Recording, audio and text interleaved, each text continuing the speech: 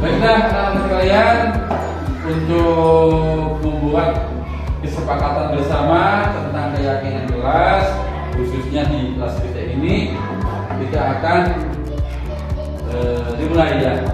Silakan kita mulai saja.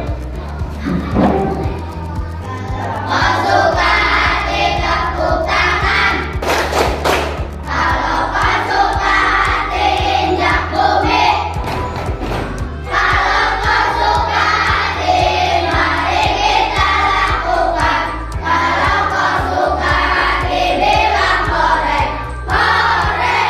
Kalau masukkan hati tepuk tangan. Kalau masukkan hati injak bumi. Kalau masukkan hati mari kita lakukan. Kalau masukkan hati bilang hore, hore. Ya, terima kasih.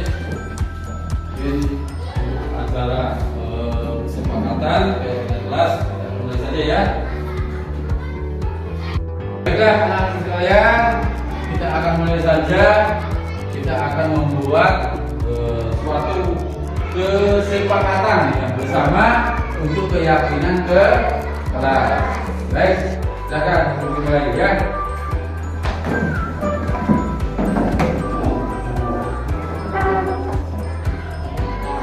Masukkan hati tepuk tangan. Kalau masukkan hati injak bumi. Kalau masukkan hati mari kita lakukan. Kalau masukkan hati bilang hore, hore. Kalau masukkan hati tepuk tangan. Kalau masukkan hati injak bumi. Kalau masukkan hati mari kita lakukan. Kalau masukkan hati bilang hore, hore. Terima kasih ya. Ya, baiklah anak-anak sekalian, bahwa hari ini kita akan menyepakati ya untuk membuat suatu peraturan kesepakatan ke kelas. Kesepakatan kelas ini akan dibuat oleh kalian sendiri. Aturan kelas itu bagaimana, nanti seperti apa saja kira-kira untuk keyakinan kelas itu. Apa coba contohnya? Siapa yang tahu? Silakan. Pak, Apa aja? datang sekolah tepat waktu, Pak. Datang sekolah tepat Waktu. waktu. Terus siapa lagi? Ya, Bunda. Tiket. Tiket, ya. Terus apa lagi? Coba. Siapa yang tahu kesepakatan kelas itu bagaimana? Ayo. Ayo, siapa? Ada lagi? Ada? Ada lagi? Ya. Coba nanti kalian dibuat suatu kesepakatan kelas apa saja, nanti ditulis oleh kalian ya. Setelah itu kalian hasil kalian nanti ditempelkan di sana. Nanti kita bersama-sama kesepakatan kelas mana saja yang harus kita tetapkan ya, disepakati bersama ya. Dan nanti Bapak di sini akan membagikan kertasnya untuk menulis kesepakatan kelas tadi ya.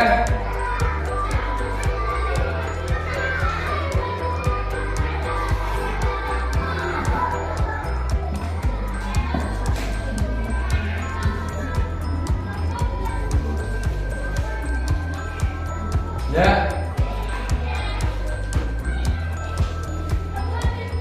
Silakan kalian untuk menulis apa saja yang kira-kira membuat kesepakatan kelas ini. Ya. Jadi kalian harus nanti mencatat setelah dicatat nanti kalian untuk ditempelkan di sini. Nanti kita disepakati bersama untuk keyakinan kelas tadi ya. Silakan. Sudah? Sudah? Kalau sudah, silakan kalian untuk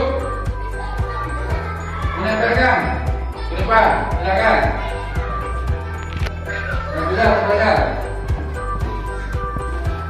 Ya.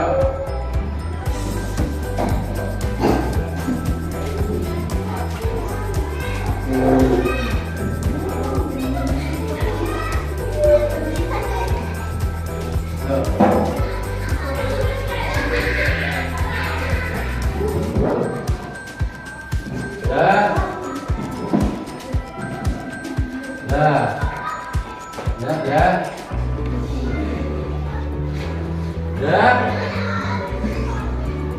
di sini udah banyak yang menuliskan contohnya di sini. Coba bacakan di sini. Ini punya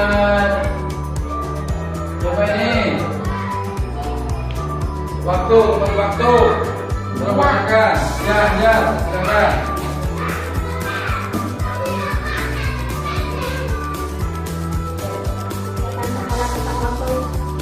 Silakan sekolah. Iya, makasih. Silakan. Terus punya siapa lagi ini? Mana? Ya ini. Ya, siapa ini? Berdoa. Siapa? Silakan, supaya kalian teman kalian tahu. Berdoa sebelum belajar. Baik. Nah, kesepakatan kelas di sini kalian sudah dibuat oleh kalian sendiri. Nanti kita mencari kesepakatan kelas bersama-sama ya untuk ditentukan.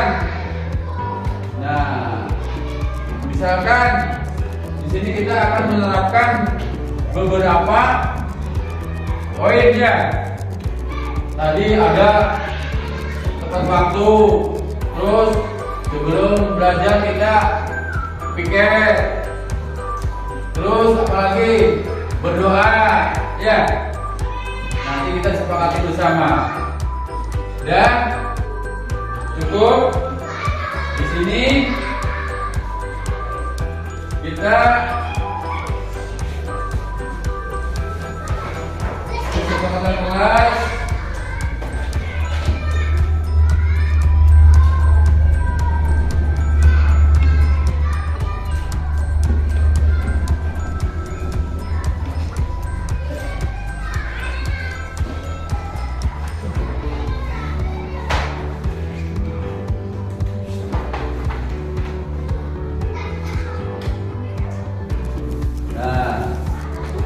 alhamdulillah ya bahwa kita sekarang sudah membuat kesepakatan kelas, yaitu kesepakatan keyakinan kelas.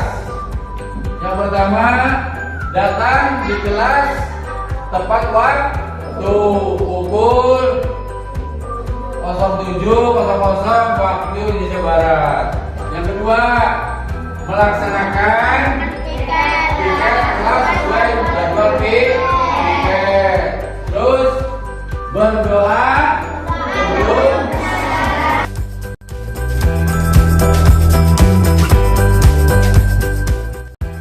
baiklah, Bapak-bapak, Ibu-ibu, acara akan segera kita mulai. Bismillahirrahmanirrahim. Assalamualaikum warahmatullahi wabarakatuh. Alhamdulillahirabbil alamin, wassalatu wassalamu ala asrofil anbiya'i wal mursalin wa ala alihi wa ashabihi ajma'in. Amma ba'du. Kepada ibu kepala sekolah yang saya hormati, kepada bapak, ibu ibu guru yang saya hormati, pertama-tama marilah kita panjatkan puja dan puji serta syukur kita kehadirat Allah Subhanahu wa Ta'ala, yang mana pada kesempatan siang hari ini kita bisa berkumpul bersama, yaitu dalam acara kami membuat tugas, yaitu aksi nyata. Selawat serta salam kita tak pernah lupa, mari kita curahkan bersama kepada baginda Rasul kita, Nabi kita, junjungan kita, yaitu Nabi Muhammad Sallallahu Alaihi Wasallam. Bapak-bapak, ibu-ibu, hadirin sekalian yang saya hormati, yang pertama kami ucapkan terima kasih atas kehadirannya untuk memenuhi materi yang akan saya sampaikan. Terlebih dahulu saya akan memperkenalkan diri. Nama saya Asep Dadi Riswanto,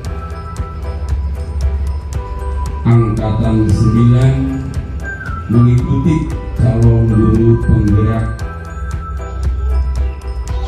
dari Kabupaten Indramayu, yang mana saya di sini lagi pendidikan guru penggerak, yaitu menginjak ke modul 1, yaitu 1.4 tentang materi, yaitu aksi nyata tentang budaya positif, yang mana kita akan menyampaikan kegiatan tugas-tugas yang sudah saya buat. Tidak akan berbagi pengalaman saya dalam mengikuti program pendidikan guru penggerak. Baiklah Bapak Ibu sekalian, untuk materi tidak akan dilanjut, mulai saja dengan yang pertama, yaitu tentang budaya positif. Yang mana budaya positif di sini saya akan mengucapkan, yaitu salam guru penggerak, tergerak, bergerak, menggerakkan. Materi budaya positif di sini saya sudah membuat, yaitu aksi nyata budaya positif modul 1.4. Apa budaya positif? Budaya positif adalah suatu pembiasan yang bernilai positif, yang di dalamnya mengandung suatu kegiatan yang menumbuhkan karakter yang baik pada murid. Jadi di sini budaya positif sedikit saya tentang pembelajaran di Haji Dewantara, yaitu mengumpamakan sekolah sebagai sebuah ladang tempat persemaian bibit agar bibit bisa berkembang secara maksimal. Maka petani dapat memperbaiki kondisi tanahnya, memelihara bibit tanaman, memberi pupuk dan air, membasmi ulat-ulat atau jamur yang ada di daun yang mengganggu hidup bibit tanah tersebut.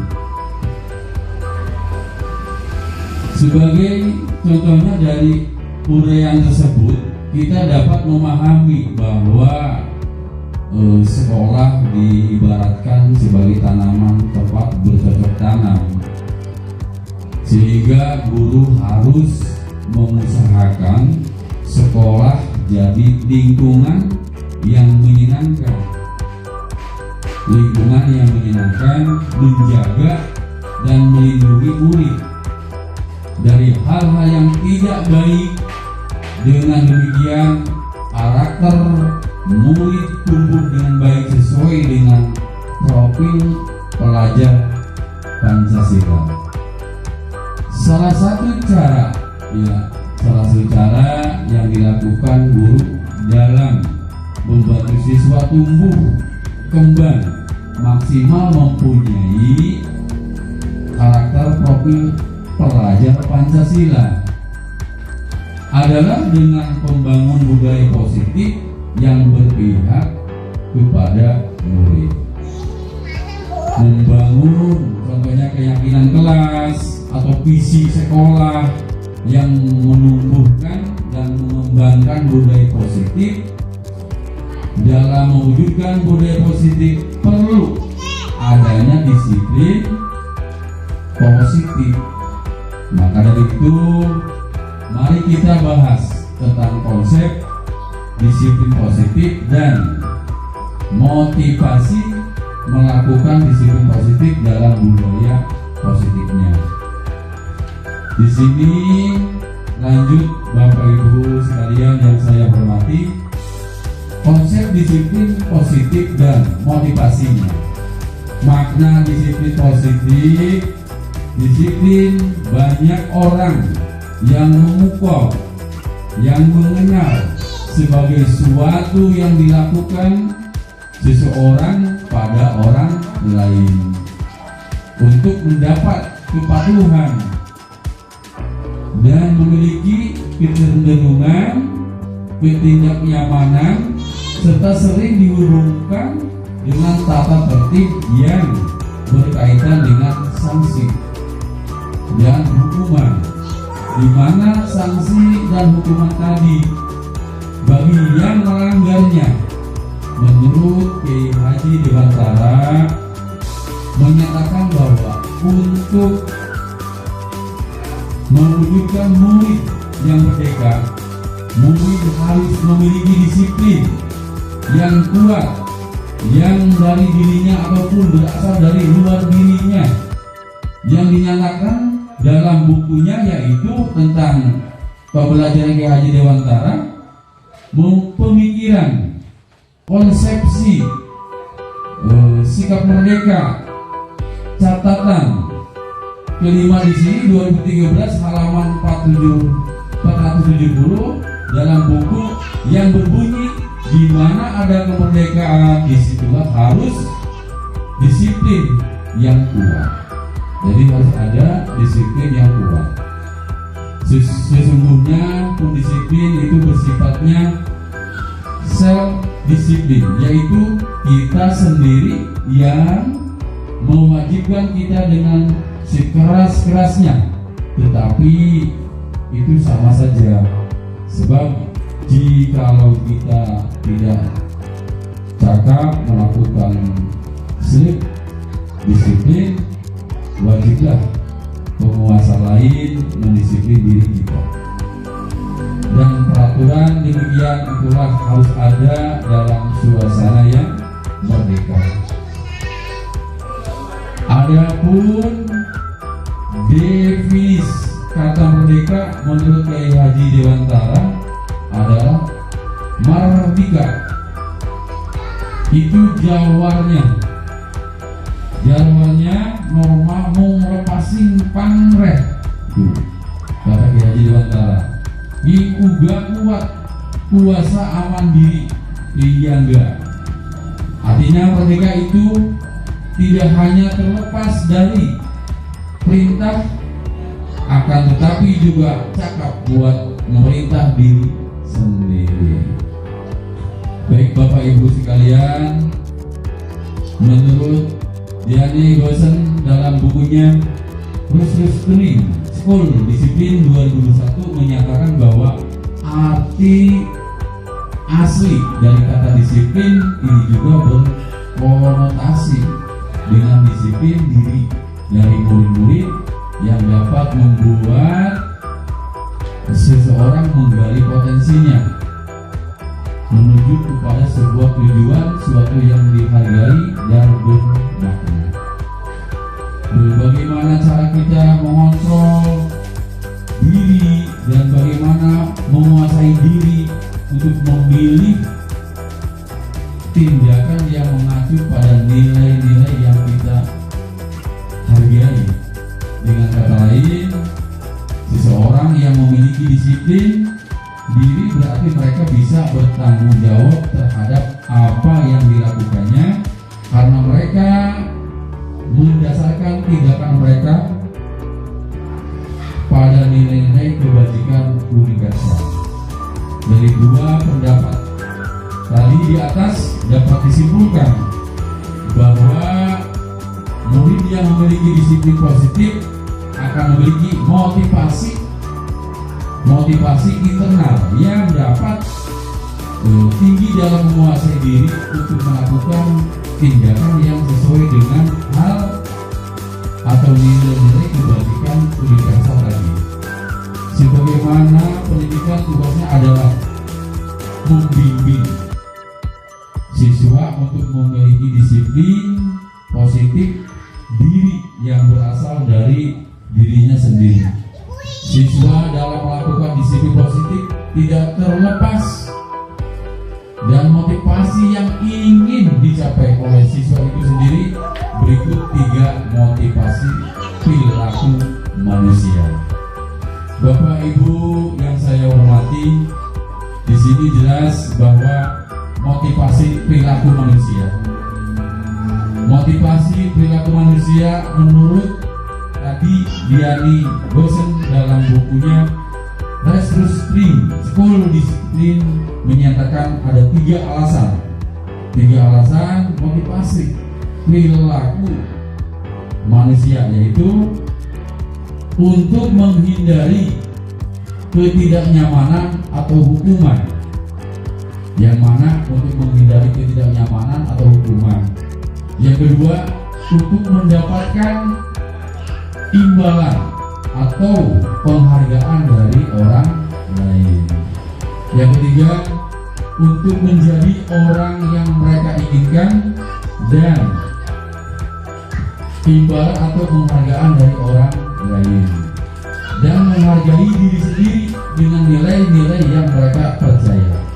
Dari ketiga motivasi perilaku manusia tadi jelas mewujudkan disiplin yang harus ditanamkan dalam murid-murid adalah motivasi yang nomor 3 kalian dengan memiliki motivasi tersebut.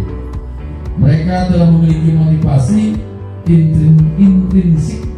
intrinsik yang berdampak jangka panjang. Yang mana jangka panjang di sini bahwa kita memotivasi yang tidak akan terpengaruh pada adanya hukuman atau hadiah. Jadi tidak ada hadiah, mereka akan tetap berperilaku baik dan berlandaskan nilai-nilai kebajikan mereka. Mereka ingin menjadi orang yang menjunjung tinggi nilai-nilai yang mereka hargai. Di sini yang kedua yaitu keyakinan keras. Bagaimana keyakinan keras di sini? Setiap tindakan atau perilaku yang kita lakukan di dalam kelas dapat menentukan terciptanya sebuah lingkungan positif. Perilaku warga kelas tersebut menjadi sebuah kebiasaan yang akhirnya membantu sebuah budaya positif, yaitu dalam mewujudkan perilaku warga sekolah. Perilaku warga sekolah yang memiliki budaya positif, hal pertama perlu dicatat di sini, disepakati. Disepakati contoh di sini keyakinan kelas dari kesepakatan kelas yang mana antara siswa dengan guru. Jadi kita sebelum kita mulai dibuatlah yaitu satu keyakinan kelas, tata tertib. Keyakinan kelas di sini untuk siswa. Yang pertama, misalkan datang ke sekolah tepat pukul 07.00 waktu Indonesia Barat. Yang kedua, melaksanakan piket kelas sesuai jadwal piket. Yang ketiga, berdoa sebelum belajar dan ketika akan pulang. Yang keempat, melakukan kegiatan literasi.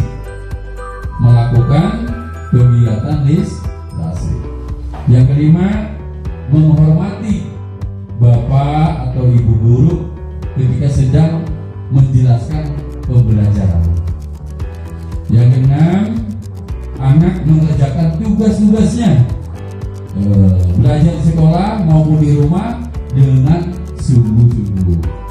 Yang ketujuh, berpartisipasi aktif di dalam belajar.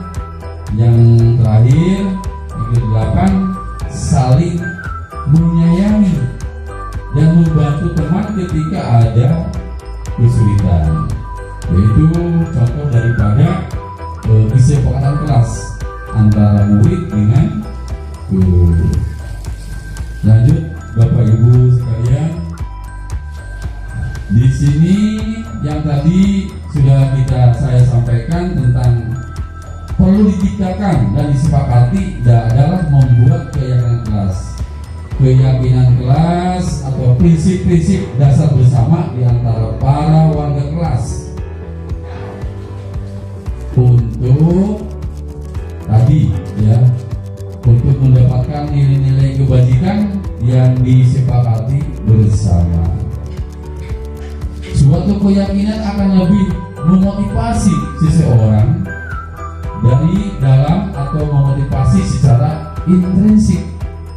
Seseorang akan lebih tergerak dan lebih semangat lagi untuk menjalankan keyakinannya daripada hanya sekedar mengikuti serangkaian peraturan yang mengatur mereka.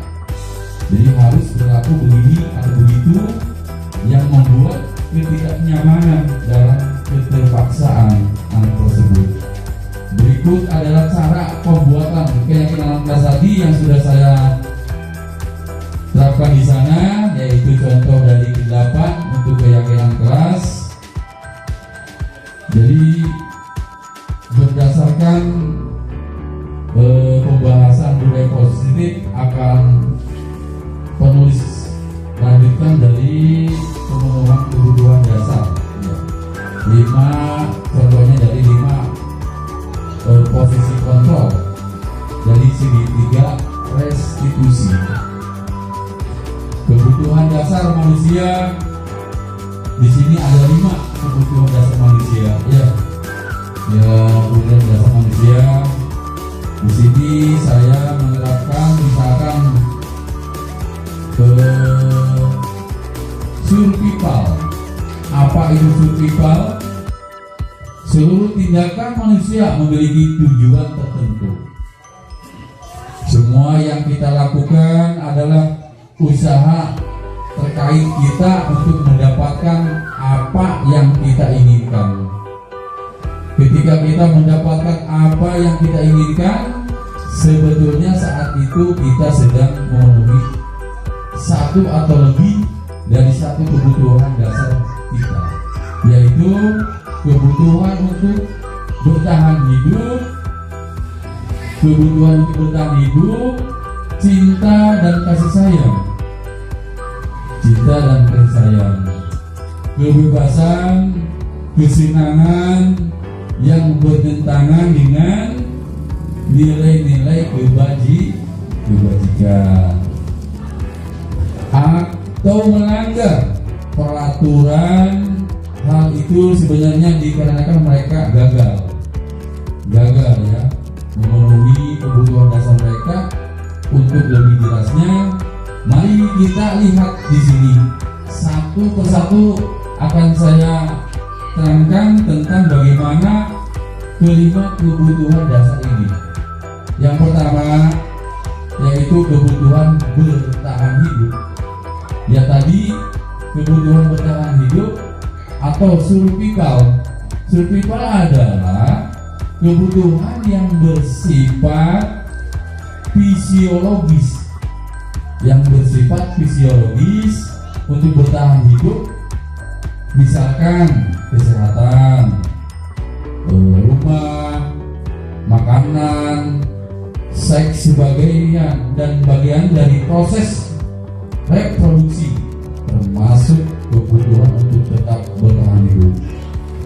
Komponen psikologis pada kebutuhan ini meliputi kebutuhan akan merasa aman dalam kasus tadi, misalkan apabila jawaban ketika ditanya oleh Bapak Ibu guru, ia menjawab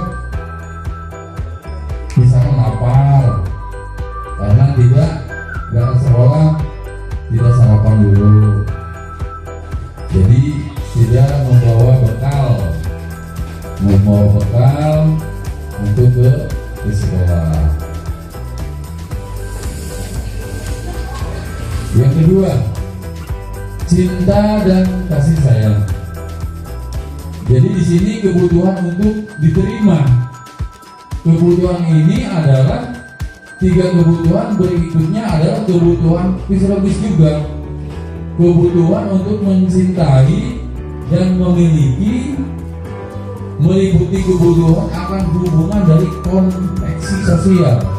Di sini kebutuhan untuk memberi dan menerima kasih sayang, dan kebutuhan untuk merasa menjadi bagian dari suatu kelompok. Kebutuhan ini juga meliputi keinginan untuk tetap terhubung dengan orang lain, seperti teman, keluarga, pasangan hidup, teman kerja, binatang peliharaan, dan kelompok di mana kita tergabung dengan anak-anak yang memiliki kebutuhan dasar cinta dan kasih sayang yang tinggi, biasanya ingin disukai dan diterima oleh lingkungannya. Mereka juga akrab dengan orang, misalkan biasanya mereka belajar dan suka pada gurunya, misalkan bagaimana mereka sebagai sangatlah penting. Mereka juga biasanya suka bekerja dalam berkelompok, misalkan. Jadi menjawab alasan tadi, mengambil bekal temannya karena mereka senang tadi untuk belajar, ada rasa kesenangan tadi. Yang ketiga penguasaan. Penguasaan di sini kebutuhan pengakuan atas kemampuan. Kebutuhan ini berhubungan dengan kekuatan untuk mencapai sesuatu, menjadi kompeten, menjadi terampil, diakui atas prestasi atau keterampilan yang sudah dilakukannya, dengan prestasinya, dengan perjuangannya yang menjadikan dirinya itu memiliki percaya diri dan merasa dihargai oleh dirinya sendiri. Kebutuhan di sini meliputi keinginan untuk mendapat, bisa membuat perbedaan, bisa membuat pencapaian, kompeten, diakui, dihormati. Ini yang memiliki kebutuhan dasar akan kekuasaan yang tinggi, biasanya terlalu ingin menjadi pemimpin, ingin menjadi pemimpin. Mereka juga mengamati sebuah atau mencoba hal baru, dalam merasa kecewa, selalu ingin mencapai yang terbaik. Dalam hal ini seperti kasus-kasus tadi di atas, apabila jawaban misalkan tadi jawaban merasa hebat karena temannya, jadi takut dengan dia, dan menurut keinginannya mereka sebetulnya berusaha memenuhi kebutuhan dasarnya akan kekuasaan. Yang keempat, kebebasan. Kebebasan di sini yaitu kebutuhan akan pilihan, Kebutuhan untuk bebas adalah kebutuhan akan kemandirian.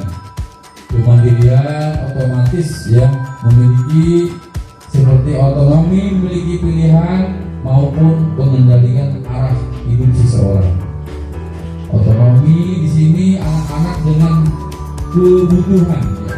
Kebutuhan, kebebasan yang tinggi, menginginkan pilihannya.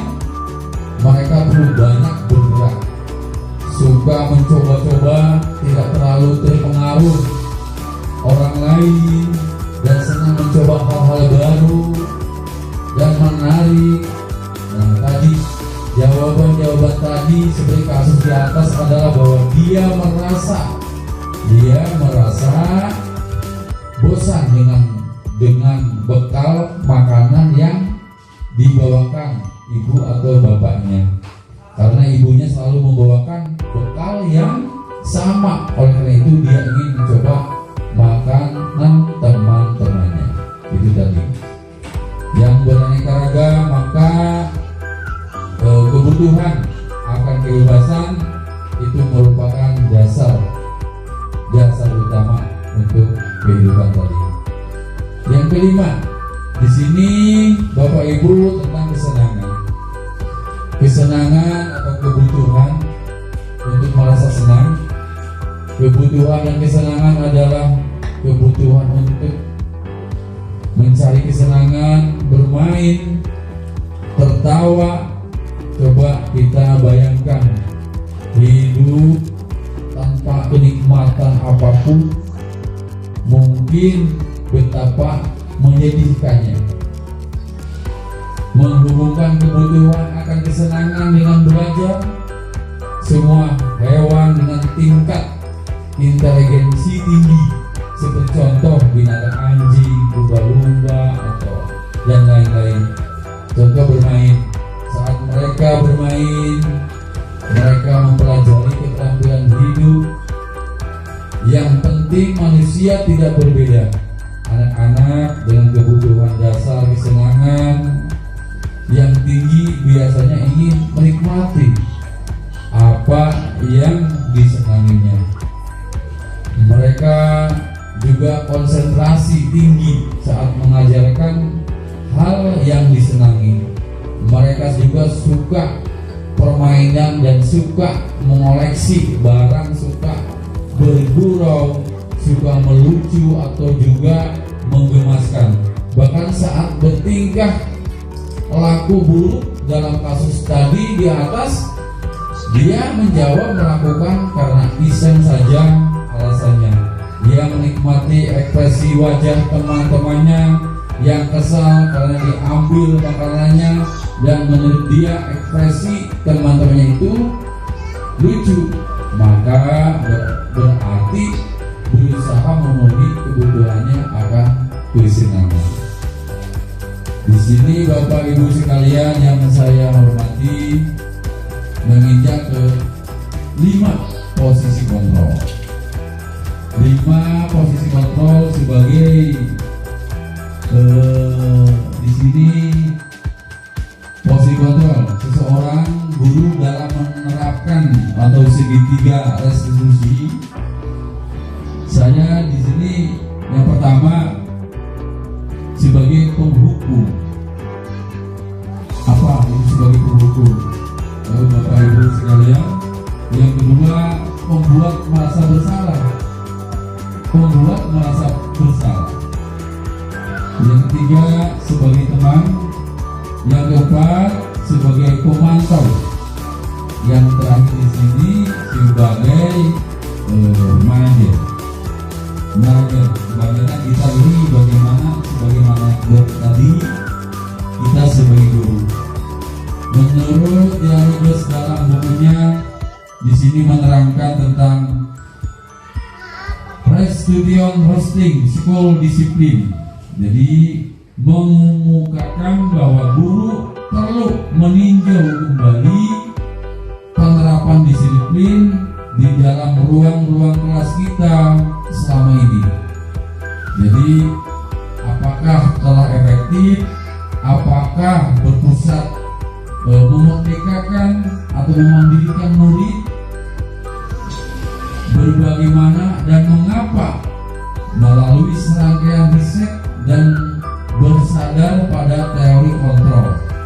Seperti di sini Dr. William Gaines Wilson berkesimpulan ada 5 posisi kontrol yang tadi sudah saya sampaikan.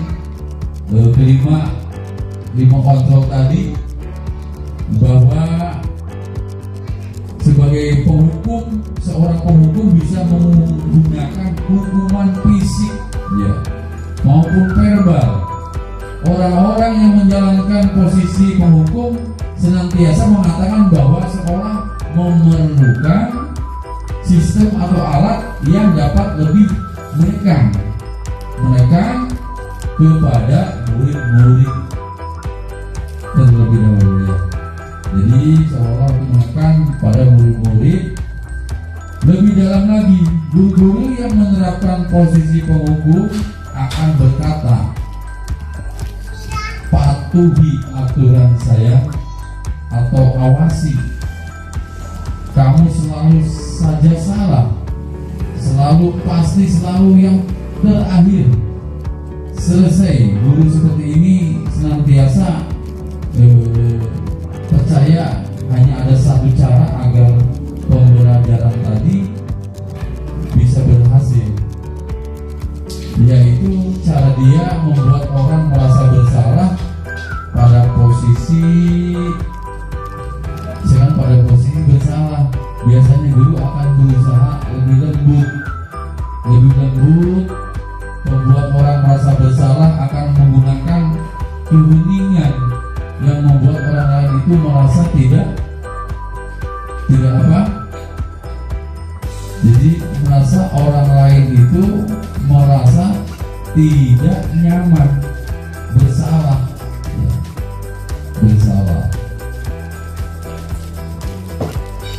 Baik Bapak Ibu sekalian yang saya hormati,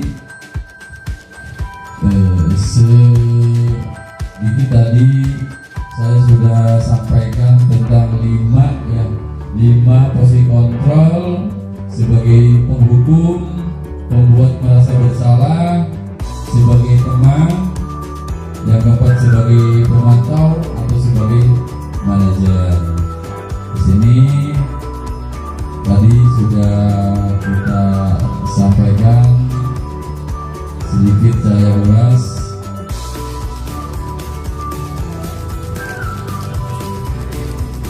tentang penghukum.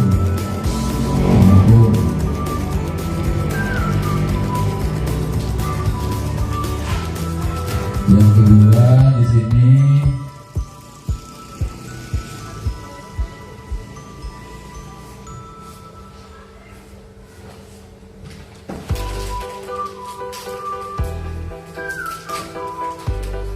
jadi yang utama adalah guru menerapkan posisi penghukum akan berkata patuhi aturan ya tadi. Contohnya patuhi aturan, selalu saja salah. Jadi kadang-kadang guru itu bagaimana caranya supaya anak di sini bisa tumbuh kembang percaya dirinya, senantiasa bahwa dalam posisi ini murid akan memiliki penilaian diri yang buruk tentang diri mereka. Murid merasa tidak berharga dan mengecewakan orang-orang yang disayanginya. Teman guru pada posisi ini tidak akan menyakiti murid, namun akan tetap berupaya mengontrol murid melalui proses posisi teman pada guru bisa negatif ataupun positif. Positif di sini berupa hubungan baik yang terjalin antara guru dan murid. Guru di posisi teman menggunakan hubungan baik dan untuk mempengaruhi seseorang. Mereka akan berkata, ayo bantulah demi Bapak ya. Ayo ingin misalkan bantu Bapak selama ini. Saya pikir Bapak Ibu, teman saya, murid, mereka kecewakan dan tidak mau lagi berusaha lagi. Yang mungkin timbul, murid akan bertindak untuk guru tertentu, dan untuk guru lainnya murid akan tergantung pada guru tersebut seperti monitor. Memonitor berarti mengawasi. Pada saat kita mengawasi, kita bertanggung jawab atas perilaku orang-orang yang kita awasi ya. Yang kita awasi. Posisi pemantau berdasarkan pada satuan peraturan atau konsekuensinya dengan menggunakan sanksi atau konsekuensi. Kita dapat memisahkan hubungan pribadi kita dengan murid sebagai seseorang yang menjalankan posisi peraturan. Pertanyaan misalkan diajukan seseorang pemantau, peraturannya apa? Misalkan, apa yang telah kamu lakukan? Jadi sanksi atau konsekuensinya apa? Seseorang pemantau sangat mengandalkan penghitungan catatan data yang dapat digunakan misalkan sebagai bukti atas perilaku seseorang. Posisi ini akan menggunakan stiker, slip, catatan, daftar cek posisi, monitor sendiri berawal dari teori stimulus respon yang menunjukkan tanggung jawab guru dalam mengontrol murid. Di sini ada manajer. Manajer posisi terakhir, manajer adalah posisi mentor di mana guru berbuat sesuatu bersama dengan murid, mempersilahkan murid mempertanggungjawabkan perilakunya, mendukung murid agar dapat menemukan solusi atas permasalahan sendiri. Jadi seorang manajer telah memiliki keterampilan di posisi teman maupun pemantau, dan dengan demikian bisa jadi waktu-waktu tertentu kembali kepada kedua posisi tersebut, yaitu bila diperlukan. Namun bila kita menginginkan murid-murid kita menjadi manusia yang baik, yang merdeka, mandiri, dan bertanggung jawab, maka kita perlu mengacu kepada restitusi. Restitusi yang dapat menjadikan murid kita seorang manajer maupun kebutuhan orang di sini. Penekanan bukan pada kemampuan membuat konsekuensi, namun dapat berkolaborasi dengan murid. Bagaimana memperbaiki kesalahan yang ada? Seorang manajer akan berkata, contoh, apa yang kita yakini? Apa yang kita yakini? Kembali ke keyakinan kelas. Jadi apakah kamu meyakininya? Jika kamu meyakininya, apakah kamu bersedia memperbaikinya? Jika kamu memperbaiki ini, hal ini menunjukkan apa tentang dirimu? Apa tentang dirimu? Apa rencana kamu untuk memperbaiki hal ini? Juga seseorang manajer bukan untuk mengatur perilaku seseorang. Kita membimbing murid untuk dapat mengatur dirinya.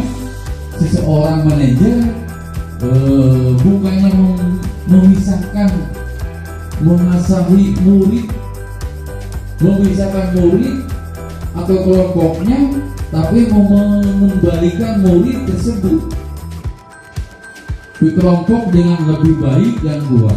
Bisa jadi dalam praktik penerapan disiplin sehari-hari kita akan kembali ke posisi teman atau pemantau. Karena murid di tangan beliau belum siap, ditangani belum siap, diajak berdiskusi atau diundang melakukan restitusi. Namun perlu di mana posisi inilah murid perlu disadari tujuan akhir dari 5 posisi kontrol seorang guru adalah pencapaian posisi manajer, di mana posisi inilah murid dapat menjadi pribadi yang mandiri mereka dan bertanggung jawab atas segala perilaku dan sikapnya yang pada akhirnya dapat menciptakan lingkungan yang positif, nyaman dan aman. Bapak Ibu hadirin sekalian, di sini kita akan maju ke restitusi ya. Restitusi. Segitiga restitusi. Baik Bapak Ibu sekalian, segitiga restitusi di sini yang pertama yaitu menstabilkan identitas. Di mana menstabilkan identitas,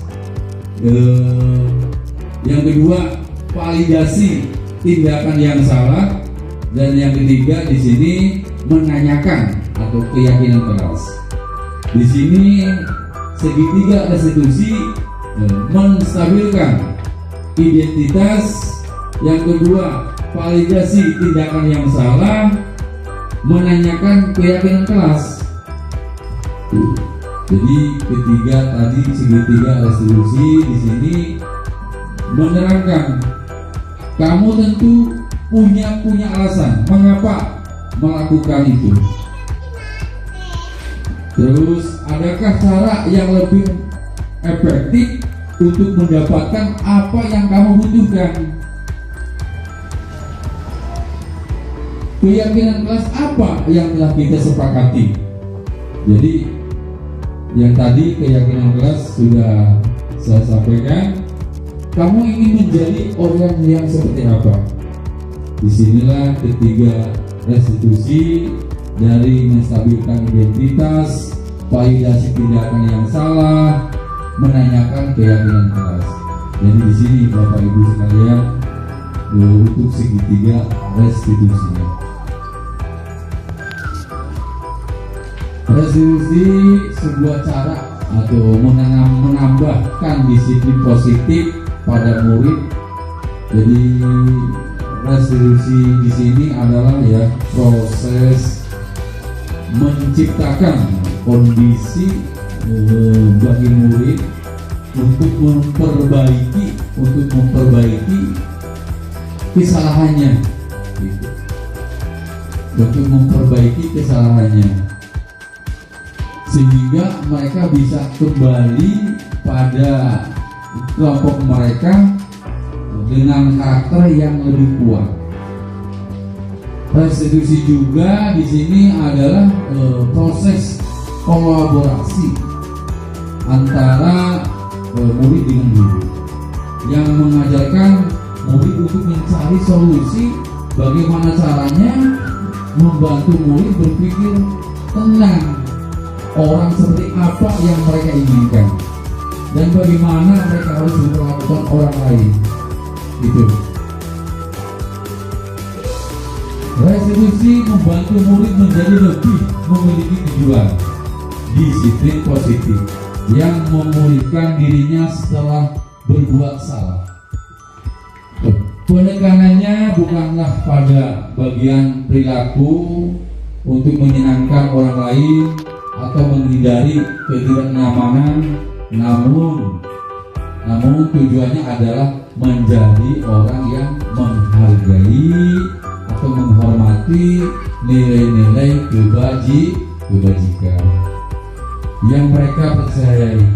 Sebelumnya kita telah belajar tentang tadi teori kontrol, bahwa dasarnya kita memiliki motivasi intrinsik, ya intrinsik melalui restitusi ketika murid berbuat salah. Guru akan menanggapi dengan cara yang memungkinkan. Murid membuat evaluasi internal tentang apa yang dapat mereka lakukan untuk memperbaiki kesalahan mereka dan mendapatkan kembali harga dirinya. Restitusi menguntungkan korban, tetapi juga menguntungkan orang lain. Telah berbuat salah ini sesuai dengan prinsip ya tadi, dengan menurut teori William Gales tentang solusi menang-menang. Di bawah ini tadi sudah saya tayangkan di sini tentang restitusi. Ya, restitusi yang membedakan dengan program disiplin lainnya di sini ya. Yang pertama, misalkan restitusi bukan untuk menebus kesalahan, namun untuk belajar dari kesalahan. Yang kedua, restitusi memperbaiki hubungan. Restitusi adalah tawaran atau bukan paksaan. Restitusi itu menuntun untuk melihat ke dalam diri kita, ke dalam diri. Jadi restitusi mencari kebutuhan dasar yang mendasari tindakan restitusi diri. Apa itu? Cara yang paling baik restitusi menguatkan. Restitusi fokus pada karakter, bukan tindakan. Restitusi mengembalikan murid yang membuat salah satu pada kelompoknya. Restitusi mengembalikan murid yang berbuat salah pada kelompoknya didasarkan dari buku yang tadi ya, yang buku It's All About Me, Drinking Discipline, Pushing Restraint, Print, Edit Diamondus 2008.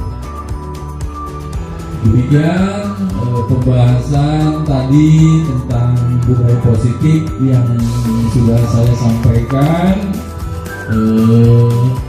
Barangkali dari Bapak Ibu sekalian sudah memahami berbagi pengalaman dengan saya selama saya mengikuti pendidikan guru penggerak. Apa yang tugas saya sudah dibuat dan sudah disampaikan. Barangkali dari Bapak Ibu ada yang bertanya yang berkaitan dengan budaya positif. Untuk itu mangga, barangkali ada yang untuk ditanyakan. Perkenalkan, nama saya Darto, guru kelas 5, ingin menanyakan satu pertanyaan terkait satu, bagaimana contoh kasus anak yang merasa terhukum pada teori kontrol guru sebagai terhukum. Itu saja, terima kasih. Assalamualaikum warahmatullahi wabarakatuh.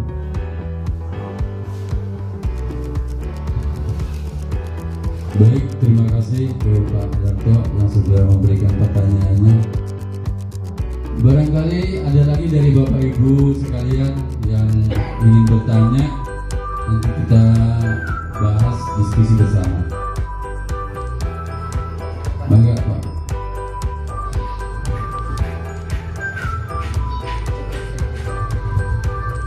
Langsung jawab aja.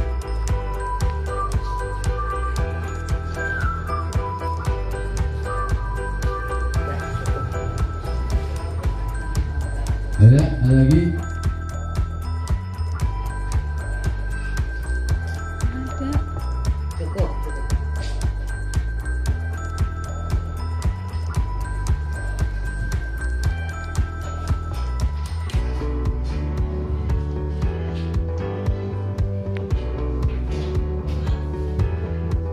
Ya, Bu Rina barangkali mau bertanya apa?